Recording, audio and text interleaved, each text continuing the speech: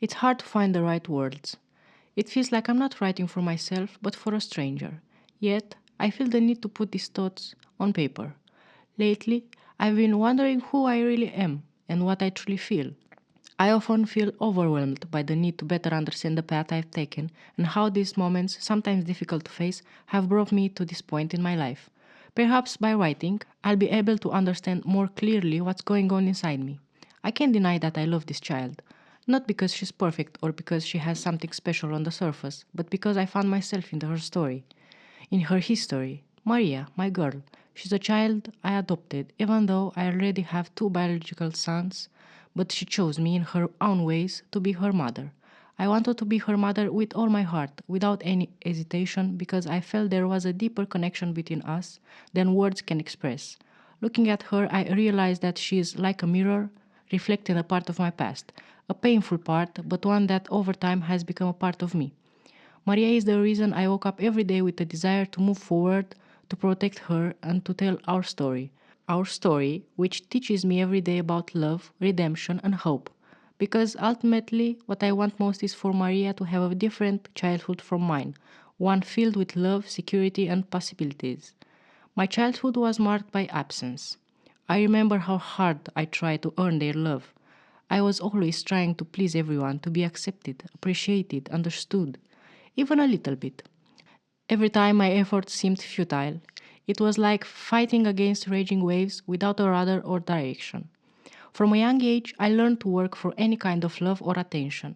I had to prove myself to show that I could, that I was capable. This meant making efforts that shouldn't have been those of a child. My work was like proof of my existence, as if I only through it I deserved to be seen or loved. But the feeling of not belonging was overwhelming. I wrongly blamed myself for everything that went wrong in the family. I felt that I was the problem, that because of me something was missing or broken. My mother was a ghostly presence in my life. Her gloomy face, her emotional absence were the things that defined me back then. When she was physically present, she seemed to want to escape from us, from responsibilities, from everything. And she found a way to escape alcohol. I don't remember moments of warmth, not even the simple gesture of steam rising from a pot of food cooked with love. The food she cooked was rare, and we, the children, felt and noticed that lack. Hunger became a silent companion of my childhood. Days passed and my stomach was empty, but not just for food, but also of warmth, of affection. I had learned to endure, to be patient, to get used to the lack. That was our life, a long series of moments when we felt pushed aside, useless, invisible. When my mother wasn't lost in the fog of alcohol, she would sometimes cook, but even then her gestures had a clear direction, not for us, the children, but for my father. Three vapors replaced each other: the vapor of alcohol, the vapor of rare food, and the vapor of indifference. Us? We were chased away from the house as if we were annoying strangers who had no place there. The table was not a moment of unity, but another proof of the distance between us. Most of the time, we watched as she prepared his plate with special precision, while she remained on the sidelines. In those moments, a silent question weighed on my soul.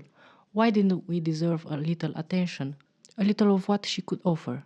It was as if we existed but were not seen. Every day meant facing not only hunger in our stomachs, but also a greater hunger, the hunger for love.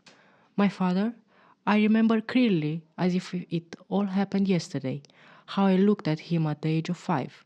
My father was my idol. In my childlike eyes, nothing seemed more beautiful, more grand than him. He appeared to be like a figure from a fairy tale, a man who filled the room with his presence. He was handsome, not just ordinary handsome, but a kind of handsome that made people turn their heads when he walked down the streets. His hair, always styled with a perfectly drawn line by a comb, shone in the sun like black silk. His eyes were a deep brown, a shade that seemed to encompass the tranquility of autumn forest, and a smile that seemed to hold a promise, one that as a child I firmly believed. I remember the sound of his footsteps, firm, calculated, the echo of well-polished shoes on the cold floor. He always wore impeccable clothes, well-tailored jackets, perfectly white shirts with buttons that discreetly shimmered in the light. I loved watching him tie his tie. His movements were so precise, so natural, as if he were performing a dance that only he knew how to do. When he entered the house, there was something about his posture that filled the room. It was as if everyone should stop and look at him. Looking back, I realized that in those innocent years I put him on a pedestal. But at 5, I couldn't see the cracks in his perfection. All I saw was the elegant, handsome man whose smile made me feel that the world was a good place. Slowly, the man I revered turned into a monster. A monster not in his appearance, but in the way he made us feel. Small, insignificant, worthless. At first, it was just the tone of his voice, which became sharper, harsher. There were the looks he cast, those looks that could freeze the air around him. Gone was the gentle smile I loved, replaced by a harsh grimace full of discontent. Then came the harsh words, words that hit me harder than any slap. His anger became a permanent guest in our home. From a word spoken too loudly to a plate accidentally broken, anything could trigger a storm. I was too young to understand that he wasn't fighting with us, but with his own demons. All I know was that my father, my hero, was making me tremble. Years later, I matured. I vowed never to choose someone who resembled my father. I told myself I would be careful, that I would learn to recognize the signs of a toxic environment, and that I would do everything I could to protect myself from such a relationship. However, life has a way of testing your resolutions. At first, it was all milk and honey. Everything seemed perfectly, like a fairy tale where the world always smiles and the clouds are just white spots on an intense blue sky. The relationship had that newness glow, full of promises and shared dreams. But as they say, new brooms sweep clean. As time passes, new objects lose their shine, and reality begins to seep through the cracks of initial enthusiasm. I never wanted to get married. The idea of putting my life in a pre-established pattern of accepting the norms dictated by others never appealed to me. I wanted to live freely, follow my own paths and decide for myself what happiness means. But it seems others had different plans. Everyone around me wanted to change me. Everyone told me how I should be, what I should want, how I should live. Some did it out of love, with good intentions, believing they were helping me find my way. Others did it out of a kind of social obligation, as if my life were a puzzle that needed to be assembled according to their norms. That's how I met him, my future ex-husband, by chance, convinced by those around me that he was some kind of Prince Charming. He was exactly what others wanted for me, as if they had molded him according to their wishes. A serious man, with the right words, with an air of stability that seemed to offer me the perfect life that everyone dreamed of, except me. For a while, I thought maybe he was the solution. Maybe with someone so settled, I would find my place too. Or maybe, tired of fighting against everyone, I decided to go with the flow, to try to be normal. I don't know for sure. Our marriage wasn't a tragedy from the start. The first few months were actually beautiful, perhaps because of that initial glow that any novelty brings. We were learning about each other, finding common ground, and he seemed genuinely eager to make me happy. However, slowly but surely, small cracks began to appear. It started subtly, with demonstrative aggression. He would destroy everything in his path just to tell me this could happen to you too. Then came the control, the isolation from family and friends, and the harsh words that weighed heavily on me. Words that hurt me and probably will continue to hurt me for a while. And finally, the first blows came. It felt like a lightning strike. When he hit me for the first time, I felt my world crumble and all my dreams built around him were stained with ink. Looking back at that moment, I don't know how I got there. When I felt his palm hit my cheek with unjustified force, the world stopped and everything became a series of confusion, almost unreal images. Our biggest enemy was his mother, a wicked woman with a harsh soul. She didn't seem to have ever had room for tenderness in her heart, and if it had existed, it had certainly disappeared long ago. She was the kind of woman who kept the house in perfect order, but the souls within it in total disorder. The relationship between her and my husband was perhaps even more complicated. He was a mama's boy, in the truest sense of the word. It didn't matter that he was an adult and had his own family. For her, he was still the child she had to guide, advise, and above all, control. She had made him dependent on her approval, and he, weak and insecure, could never say no to her. If she said something was good, then it was. If she decided I was the problem, then that's how it has to be. Every day she made my life harder, but she did it in a calculated, subtle way so that she would appear to be the victim. I worked side by side with her in the household, washing, cooking, cleaning, running from morning to night. But it was never enough. In her eyes, everything I did was wrong. You don't cut onions like that. Let me do it. Did you forget to dust there? What kind of woman are you? This woman still has a lot to learn, she would say to my husband in a honeyed voice, but once that betrayed contempt. The worst part was that my husband believed her. No matter how hard I tried, no matter how much I tried to keep the peace, she had a special talent for twisting reality in her favor, making herself appear to be the martyr who carried the weight of the house on her shoulders, while I was just a burden. Far from defending me, he took her side. That's how my ordeal began. I woke up every morning with a knot in my stomach, knowing that the day ahead would be another test, another who's the better housewife contest that she would always win.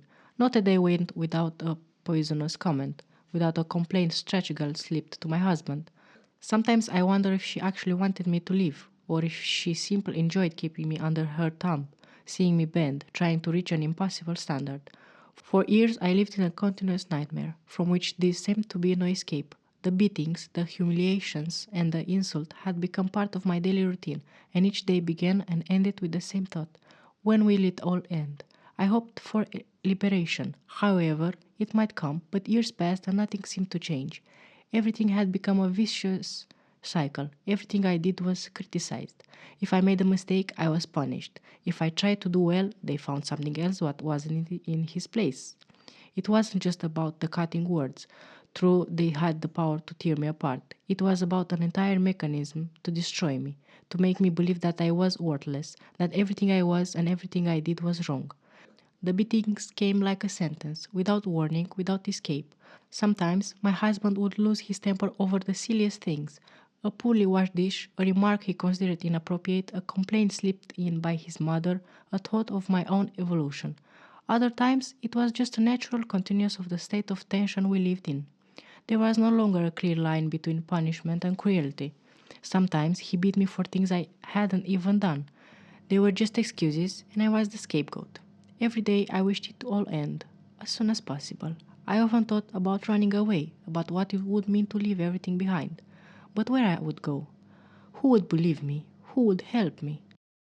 The world only saw their perfect mask and had no idea what was happening behind closed doors. Sometimes even I began to doubt myself. Maybe it was all my fault. Maybe I deserved everything that was happening to me. There were moments when I felt I couldn't take it anymore and I would run down the road like a madwoman. I would run without knowing where, without having a plan. I would just run, feeling the tears burn my cheeks and my heart pounding desperately. I prayed that someone would see me, stop me, ask me what happened. I looked into the eyes of passers-by, hoping one of them would recognize my pain and do something. But no one did anything. People looked, some with pity, others with curiosity, but no one came close to ask if I was okay. I sometimes imagined that a stranger would appear, like in a movie, and save me. That he would hold out his hand, take me away from there, and take me to a place where I could breathe again, without fear. But that never happened. It took thousands of moments of despair, thousands of sleepless nights, and hidden tears for me to understand something simple but profound. The hero I was waiting for was in fact me.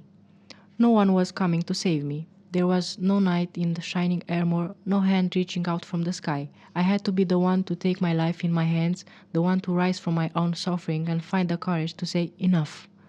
That realization didn't come suddenly. It was as if I were regaining my sight slowly, after years of living in dense darkness. The first signs were timid. Thoughts which I didn't even dare to say out loud. What if I leave? What if I tried to free myself? These questions haunted me for months, until one day something changed. I decided that it was enough. At that moment I realized that I had nothing left to lose. Everything had been stolen from me: my dignity, my self-confidence, my freedom. All I had left was that little spark of hope that refused to die. And then I knew, if I stayed any longer, I would lose myself completely. And I couldn't accept that. I walked out of the door without looking back. Every step I took was like a release, as if the weight of years of suffering was beginning to lift from my shoulders. I walked down the street without knowing exactly where I was going, but feeling that any place was better than that. I promised myself that I would never go back to that place of suffering, that I would fight for myself, that I would be my own hero, no matter how difficult it would be. And slowly I succeeded. I discovered the strength I had always had with me, but of which I had been unaware. The strength to rise, to say no, to live my life by my own rules. Today I look back on those years with pain, but also with gratitude. Because beyond suffering, they taught me who I really am, and they showed me that no one ever could take away my power to decide my fate. Today I look at her, my child, whom I saved from the arms of neglect and oblivion. More than ever, I feel connected to her forever, even though I did not give her life. Today we are four souls, me and my three children, who fight against evil. Today I am no longer alone in my fight. I have built a safe heaven for my heart and for their hearts. My children are now my light, and the love I have for them gives me the strength to face anything. Together we have overcome fears, we have overcome the past, and now we are a team, a united front that refuses to be defeated by the darkness that once haunted us.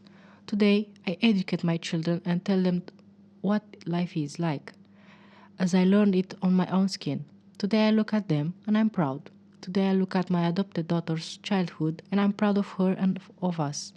I tell them about the courage to say no when something is not right, about the importance of loving themselves and protecting their souls. I tell them that every step they take in the world must be one they take with their heads held high, even when the road seems difficult.